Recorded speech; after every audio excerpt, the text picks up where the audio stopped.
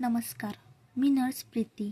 या चॅनलवर मी नर्सिंगचा सर्व इम्पॉर्टंट टॉपिक सोप्या मराठीमध्ये एक्सप्लेन करणार आहे. आज आपण बघणार आहोत स्क्रिझोफ्रेनिया हा सायकॅट्रिक डिसऑर्डर आहे. डेफिनेशन: स्क्रिझोफ्रेनिया हा एक गंभीर मानसिक आजार आहे. यामध्ये व्यक्तीचा विचार, भावना आणि वागण्यांमध्ये बदल होतो.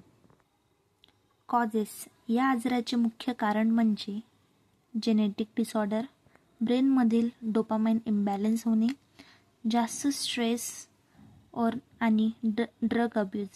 यामुळे आपल्याला स्क्रिझोफ्रेनियाची लक्षणं आपल्यामध्ये दिसून येऊ शकतात. सिम्पटम: स्क्रिझोफ्रेनियाचे सिम्पटम खालीलप्रमाणे. हॅल्युसिनेशन म्हणजे आवाज ऐकू येणे, तर भ्रम होणे, आवाज ऐकू येणे, गोष्ट ऐकू येणे, वास येणे किंवा स्पर्श झाल्यासारखेच वाटणे, यालाच आपण हॅल्युसिनेशन असे म्हणतो. डेल्युजन: खोटे विश्वास ठेवणे, खोटा, चुकीचा पण ठाम विश्वास ठेवणे, जो पुरावा दिला तरी बदलत नाही त्यावर ठाम राहणे, यालाच डेल्युजन असे म्हणतात.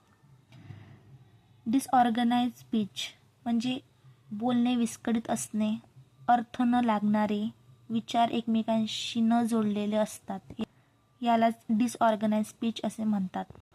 पेशंट सोशल विड्रॉलमध्ये जातो, लोकांपासून दूर राहतो, एकटेपणा पसंत करतो, याला सोशल विड्रॉल असे म्हणतात. स्क्रिझोफ्रेनियासाठी ट्रीटमेंट: या आजाराचे उपचारामध्ये सायकोटिक मेडिसिन्स आपण पेशंटला देतो, सायकोथेरपी देतो, फॅमिली सपोर्ट हा महत्त्वाचा आहे आणि रेग्युलर फॉलोअप याचा समावेश होतो.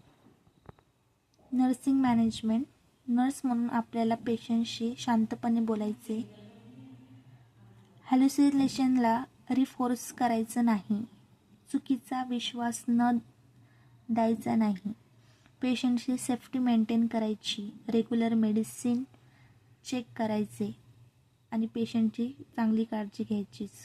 हे संपूर्ण माहिती आपण हॅल्युसिनेशनची घेतलेली आहे.